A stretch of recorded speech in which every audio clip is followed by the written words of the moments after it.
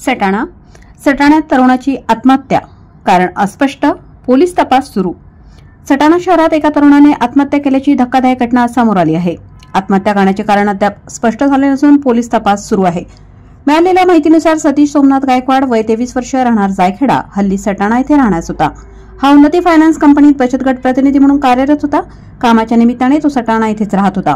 Pimpaleshwar road, Jijaunagar, Satana येथे त्यांनी खोली करून वास्तव्य केले होते। घटनेची माहिती मिळताच सटाणा पोलीस स्टेशनचे हवालदार योगेश शेवाळे व उमेश बच्छाव घटनास्थळी दाखल झाले। त्यांनी पंचनामा करून पुढील तपास सुरू केला आहे। पोलीस निरीक्षक बाजीराव पवार व सहाय्यक पोलीस निरीक्षक अतुल बोरसे यांच्या मार्गदर्शनाखाली पोलीस हवालदार उमेश शेवाळे या प्रकरणाचा तपास करत आहेत। या आत्महत्येचे नेमके कारण काय आहे याचा शोध घेण्यासाठी पोलीस विविध दिशांनी तपास करत आहेत। या प्रकरणी अधिक माहिती मिळाल्यास पुढील तपशील उघड केला जाईल। प्रतिनिधी भैयासाहेब माळी, सटाणा।